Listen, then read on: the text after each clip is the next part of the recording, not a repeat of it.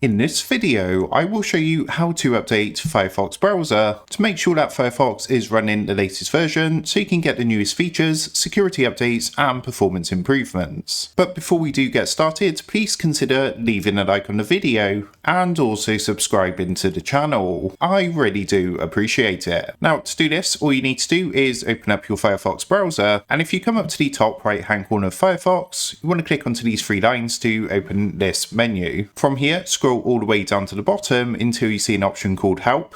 Give that a click, and what you want to do now is click at the bottom where it says About Firefox. Now what it's going to do is open a window and check if there's any available updates for Firefox. In my case, you can see that Firefox is up to date, but if there's any updates available, you will see a message to click to restart your Firefox browser to update to the latest version of Firefox. So that is how to update Firefox browser. With that being said, I hope this quick tutorial did help you out today. And if this did help you out, I would really appreciate it if you was to consider dropping down below the video, leaving a like, and also subscribing to the channel. With that being said, I just want to take a minute. Thank you guys for watching this quick tutorial, and I will see you in the next video.